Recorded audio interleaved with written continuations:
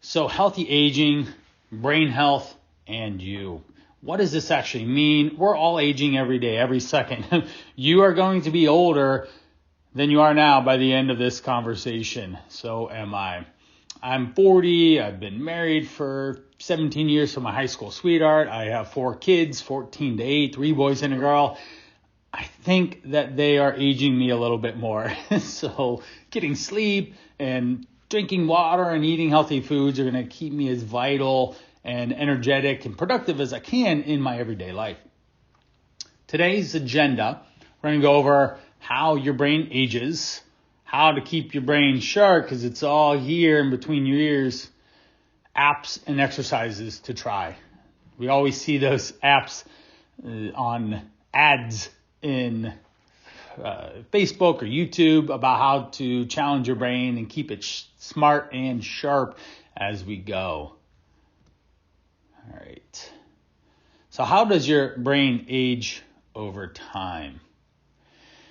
First and foremost, the brain is very complex. There's lots of moving pieces that help operate our experience, our bodies in life. We're not going to dive deep into all of these, but we all know that this is what's functioning. We keep learning so much about the brain year in and year out, especially with the upcoming age of AI. You're probably going to see leaps and bounds in how the body is and what it's doing due to the new technology. It'll be very fascinating to understand how we can effectively use our brains a lot more because let's get real. We all know that we're barely using 1 or 2% of our brain's full capacity as busy individuals in everyday life. So there's that. Lots of it. Brain facts. 3 pounds. And it's your universe of 70,000 thoughts each day, 100 billion neurons that connect 500 trillion points through synapses that travel 300 miles an hour. That's quite impressive. And it's all up here. And the more that you nourish your body, your health, you get sleep to rest and recover, the more functioning it is. The more that you're able to quiet your mind and get us out of this busy on-the-go type lifestyle, the easier it's going to be for you to preserve your health, preserve your mental health, and function into your older age. Let's all live a very productive life that's full of excitement, engagement, and we're not losing our mental faculties along the way because that quickly declines the quality of life that we have. We know of diseases like Alzheimer or just your body not functioning properly due to the brain not being able to fire certain synapses and neurons and function as good as it used to, and your body just starts to not move anymore. How your brain ages. Many studies find that the volume of the brain and its weight decline as we age. 5% per decade after age 40, so watch out. I'm already in that category. And it accelerates with the actual rate of decline possibly increasing at the age over 70. So it's just a downhill slide, and it starts to get more aggressive the older we get. It's important to be staying logical, engaging with others, being social, and things that we're going to go over today to minimize the downslope. So instead of having this crash stock market like reaction, we're just a slow, gradual hill. It's just like our bodies too. Look at any 90-year-old. They're not the most robust, physically fit, healthy person ever. They're usually on the more, say, quote, frail side of things, just to give an illustration of a word that would instantly think. They're not functioning as well as they did years prior. Scientists believe brain is continuously changing and developing across the entire lifespan. Some parts shrink while others are enhanced. So that opens up the possibility of you being able to explore new things. Can't teach an old dog new tricks? Well, sure you can if there's a certain approach and method and desire to be able to do so. Decline cognitive changes with age. New information, recalling someone's name or trying to memorize something may take a bit more effort as we age. There's a lot of strategies or skill sets. I always love thinking of the Michael Scott, The Office name remembering strategy. If you've ever seen that clip, you do a quick YouTube. It's pretty funny how he goes about trying to remember and recall people's names through his special approach. It's very comical. Selective attention, the ability to tune out distraction to focus on the particular stimulus, declines with age. For example, it's harder to turn out noisy backgrounds to focus on conversation.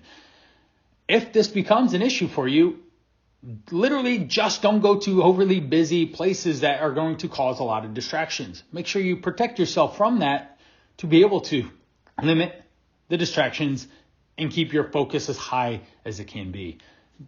We just want to avoid that and set yourself up for success so you are empowered and excited and listening and clued into the person that you are engaging with or the environment you are in without having to be like, wow, they're getting a little senile now. They're just really squirrel and off they go from the conversation. Working memory depends on the rapid processing of new information rather than the stored knowledge. Things like remembering a phone number or speed of problem solving start to decline with age. We know that. I feel sometimes I call my kids different names than their actual real name.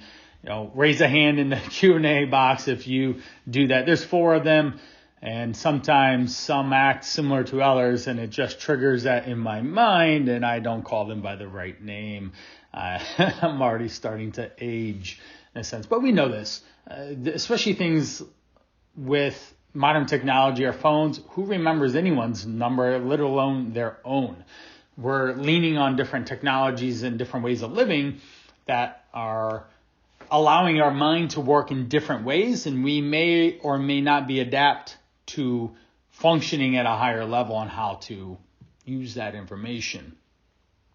Divided attention, the ability to focus your attention on 2 things at once. For example, driving a car and having a conversation at the same time. When you're driving down the road and someone's doing 50 on the highway in the passing lane, you almost certainly think that it's someone that's a little bit on the older side, right? Like, why are they over there? And you're like, oh, fortunately, they do have gray hair. It's just our ability to multitask as human beings is just not it. If you're trying to multitask, you just can't. The brain can focus on one particular thing at one time. Therefore, we want to be able to give our full presence to this. Now, with the situation of driving and having a conversation and listening to the radio and looking around and understanding the atmosphere and situation you're in, that's obviously really important to driving, and you certainly need to be able to manage your car if you're going to get behind the wheel. All right, improved cognitive changes with age. Test performance. A Seattle study tracked the cognitive abilities of many adults past 50 years, showed that people actually performed better on tests of verbal abilities, spatial reasoning, math, and abstracted reasoning in middle age than they did when they are younger adults. Our brains are able to have better pathways in connecting those synapses and responses to trigger the ability to recall something, have better thoughts, reasonings, and you just literally think better. That's wisdom comes with age through life experience. There we go. You can teach an old dog new tricks. Neuroscientists are learning our brains remain relatively plastic as we age, meaning they're able to reroute neural connections and the ability for new tasks and challenges. This means we can learn new things despite our age. Oftentimes, it's the way that you think about yourself that's going to be the ultimate limiting factor. If you put yourself in I'm an old dog that can't learn new tricks and I'm going to be stubborn about the process of change, which is how life happens every single day, you're constantly having to deal with change. That's life. That's the human existence, understanding that this is a moving ball in our space.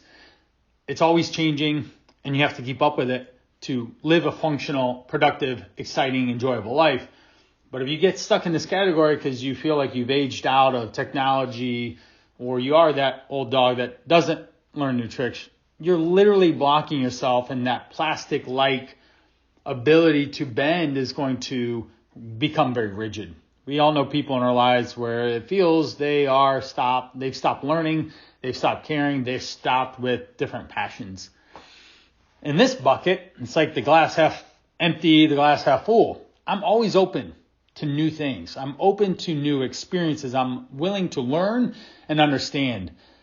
Pair that with technology, you can learn a lot very quickly and progress and grow in new skill sets. Maybe at the age of 70, you want to become a magician. Well, you'll be able to. Then you can rely on past experiences to then engage with the people that are showing up at your shows or whatever routines you're doing that engages them to then, put on the show. Or you want to try a new hobby, painting, or even being strength training. Literally, science-backed research shows people can get stronger as they age. Yes, we know there's the decline going down of you literally losing more muscle mass every year after a certain age, we'll just say 40, and you go down. But if at some point you're going down, you start strength training, you can stop or at least slow down the regression of muscle strength functionality in your life and actually get stronger. You could do a YouTube search, 70 plus year old bodybuilders. You'll look at them, and if these people have been taking care of themselves the majority of their life, they look like they're 50, not 70. That's one of my underlying goals. I'm 40.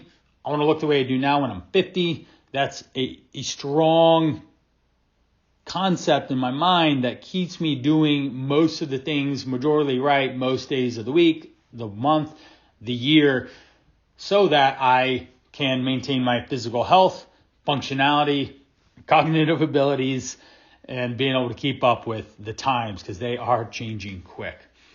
Hopefully you have some strong goals about what your future looks like and you're not just living in this particular moment in time, not thinking about what happens when you're 70.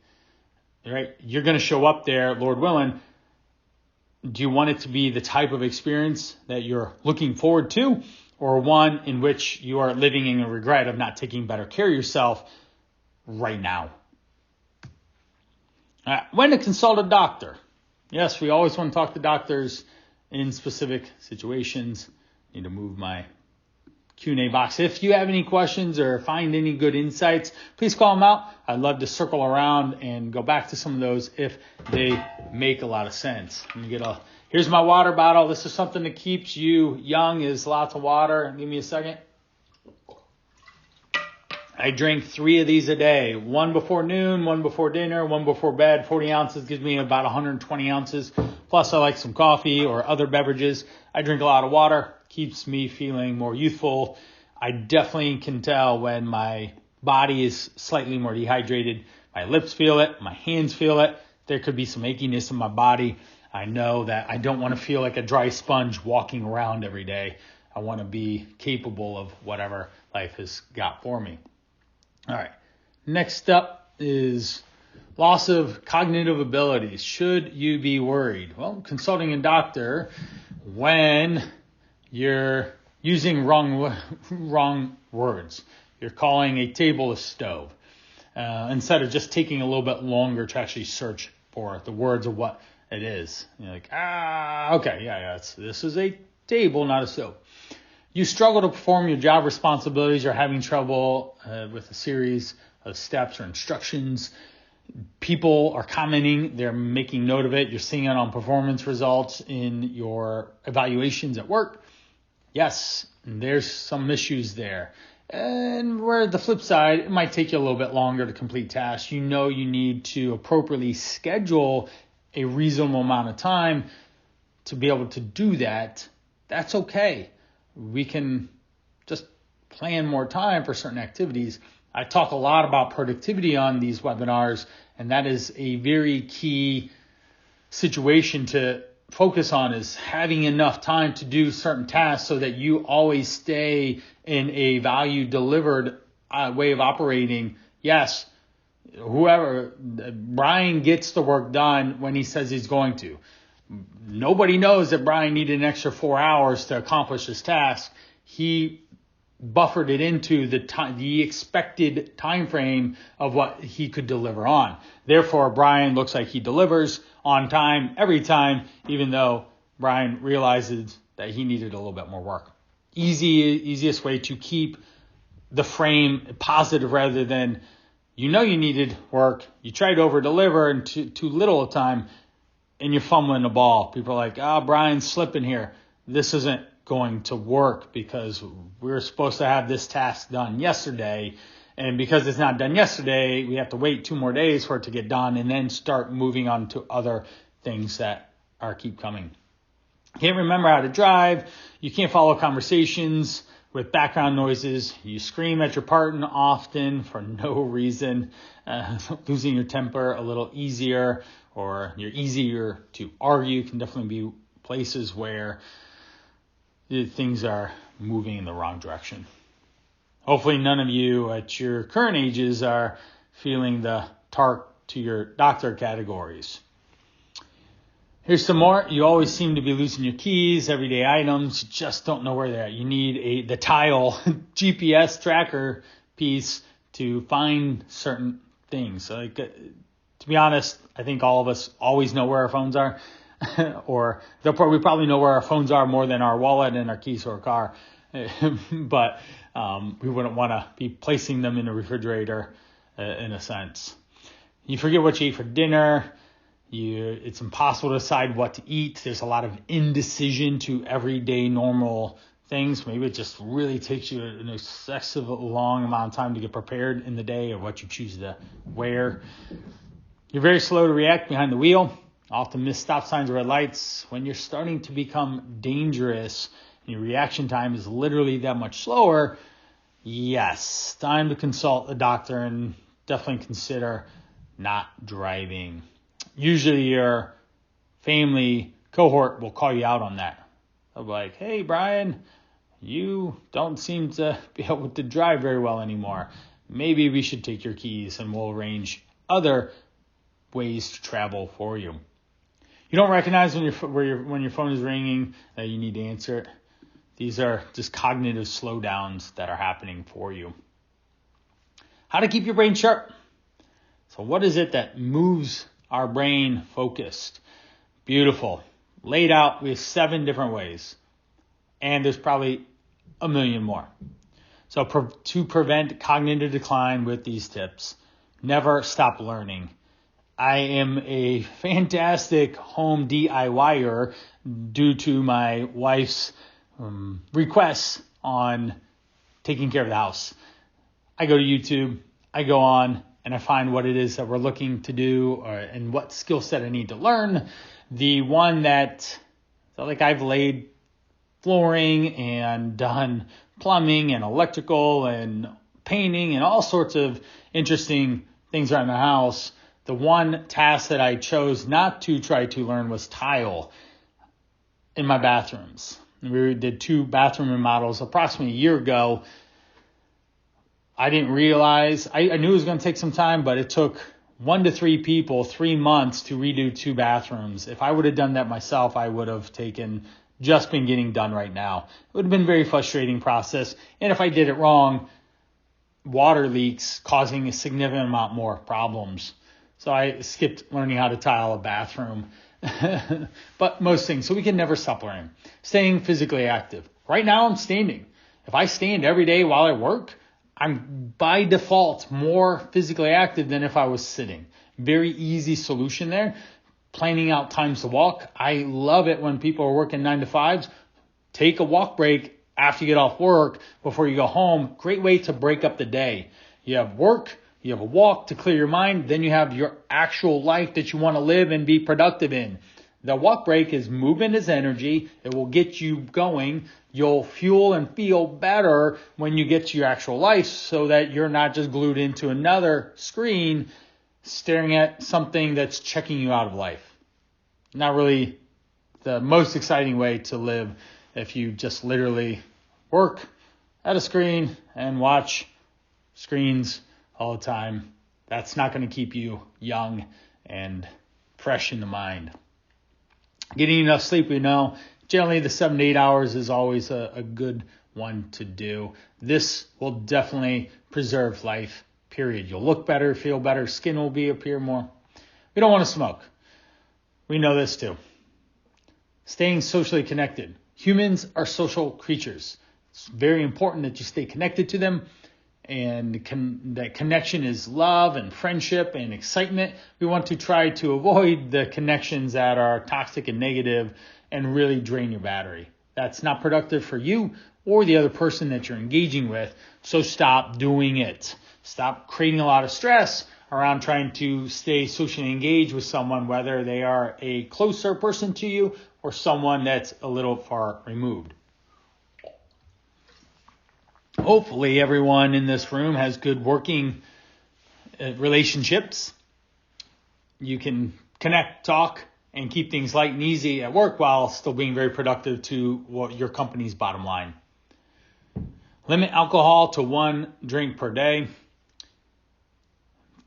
It can create brain fog if we're doing a couple more, and you're going to get poor sleep usually. You're going to wake up groggy and not very productive the next day. Eat a balanced diet, low in saturated and trans fats. Just moderating healthy fats in your diet and keeping away from, quote, fried foods obviously is going to help you feel a lot better. You'll just literally have better energy as well, because those type of fatty foods are going to, quote, weigh you down, slow you down, period. So let's break this down. Never stop learning. You need to exercise your brain to keep it healthy. And speaking 2 languages or more, even going into adulthood, will potentially slow down learning. We have those language apps. Duolingo is one that comes, or I believe Babbel is another one. You can learn language at any age in your life. Literally, if you're retired, go dump yourself in Italy. You're going to learn Italian pretty quick if you want to be able to function. And that's a very fast way to get into the environment to force learning and enhance your brain so that you're connected to the present experience that you're living in. 17% of adults enroll in college after the age of 35. That's pretty cool. Classes are discounted or completely free sometimes, especially depending on potentially your actual company might give you some sort of a tuition allowance, or there might be grants or scholarships to apply for to be able to go learn. Get out of your comfort zone and challenge yourself. Learn new skills. Playing music, painting, I mentioned those earlier. My son is learning tuba. My wife and I met in band when we were 11, playing clarinets. And we were band geeks through high school. And now we have 4 kids and married 17 years, and she is just fantastic. But playing the clarinet, the liquor stick, music was what brought us together and bonded us for literally, I sat next to her every day for 6 years. There was definitely a relationship, a very strong friendship that we had, and music. So my oldest plays percussion, steel drums. My second son plays viola, steel drums. My third, he's in 5th grade. He just started off with tuba, which is really cool. He started learning fencing as well, which is just really cool. My daughter wants to do all the things. She does dance and gymnastics and soccer, and she hasn't gotten to musical instruments just yet, just because she's in 3rd grade.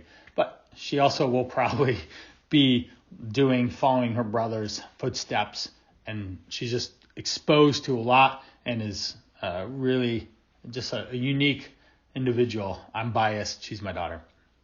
Attending class or doing something new to both. So hopefully you're learning a lot here, and this is a productive use of your time, a lot of value. Staying physically active, exercise is something that you need to keep in your life, the rest of your life.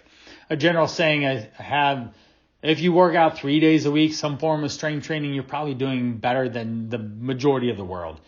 That's going to help keep you stronger and healthier throughout your aging years.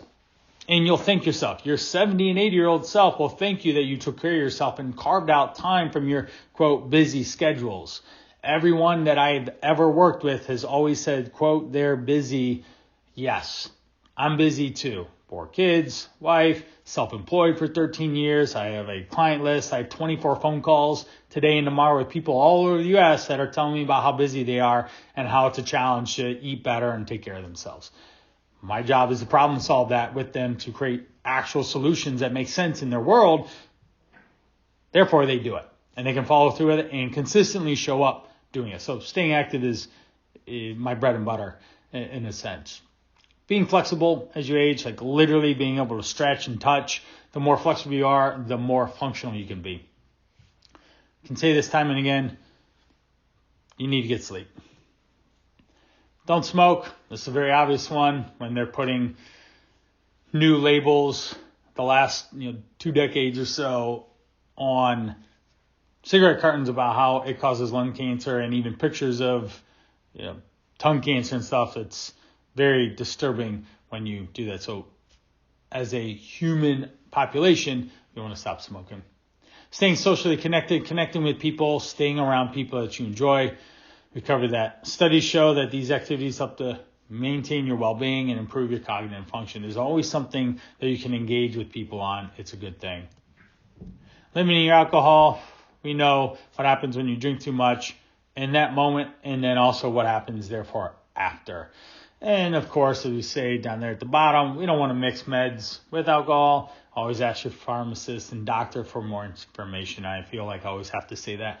Sure, go to your doctor first, and here are some of the things that I recommend and see as beneficial to you and anyone else I've ever talked to. Eating a balanced diet.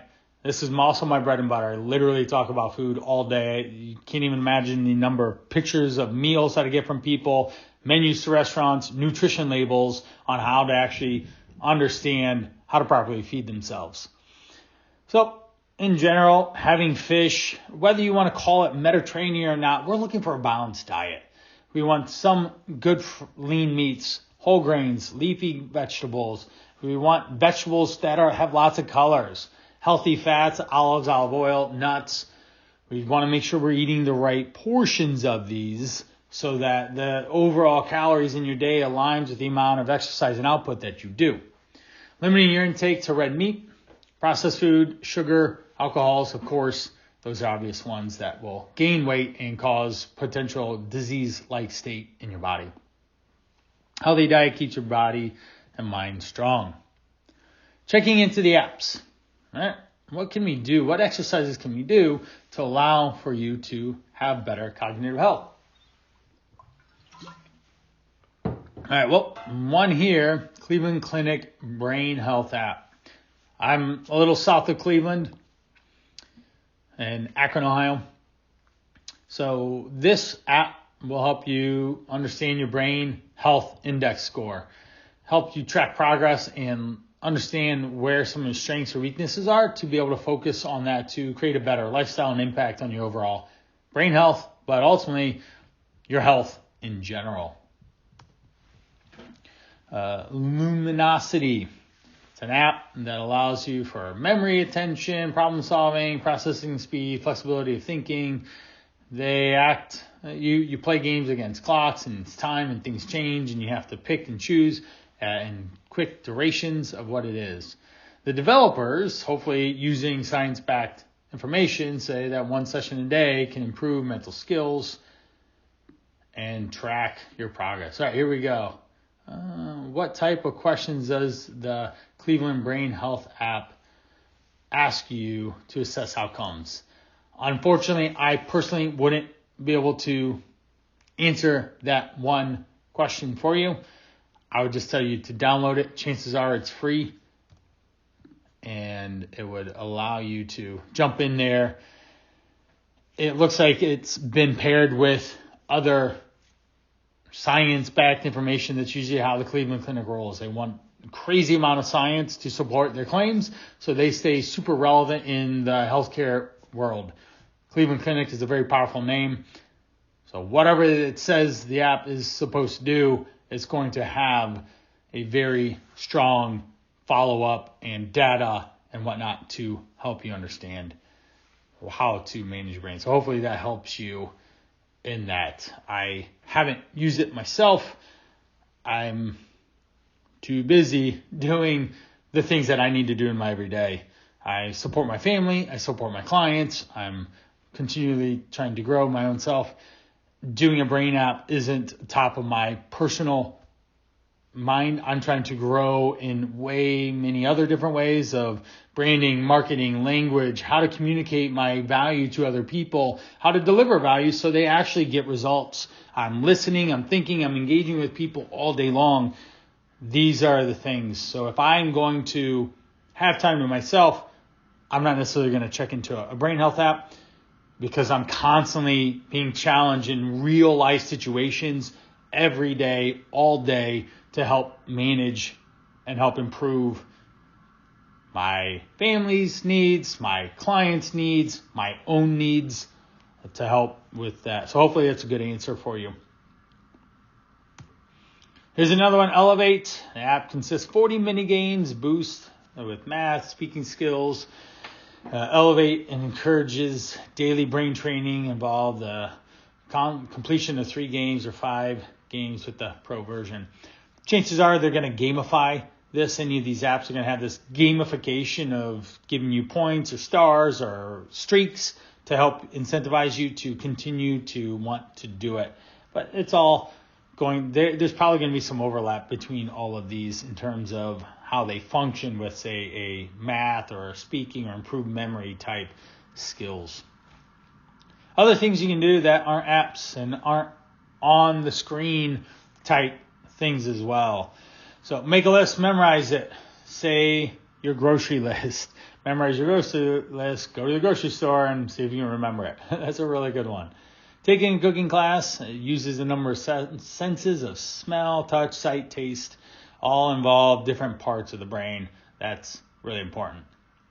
Learning something new, something complex over a long period of time, will be mindful. It will help enhance your ability to be a lifelong learner, which is important. New hobbies, knitting, drawing, painting, assembling puzzles, things that require fine motoring skills. We also want to not feel like we are in the assisted living care center, the activity center doing puzzles and knitting and stuff, but doing other things that are, whatever floats your boat in a sense is what you want to do. Whatever excites you is the things that you want to continue to do, especially if you have more time on your hands. We don't want to defer to sitting and staring and checking out onto a screen or something. Do math in your head, like literally just think through the problem. Draw from memory. After returning home from visiting a new place, try to draw a map of the area. This could be something you do. This would be something to challenge someone that's older. I would find that to be somewhat helpful there. Well, thank you so much for this. I would love to see in the Q&A what were some of your questions, some of the things you found insightful, helpful, what you learned. Would love to see that there. All right, we have wellness_services is at wellable.co is our email. So if you have any other questions, we'd love to entertain those as well. Send them over. That would be super helpful. So I hope you enjoyed ourselves. I'll hang on here for one more second. Also, you have to take care of yourself. We know there's a specific certain things that are going to generally help you, that list of 7. So we want to eat healthy, balanced food. We want to move. We want to learn new things. We want to have positive relationships, things that are going to take care of yourself and challenge yourself so that your 70-year-old person being will thank you now that you stopped being so busy and took care of yourself. Have a wonderful day. I really appreciate your time today, talking with me and sharing in healthy brain aging. Thank you so much, and we're signing off.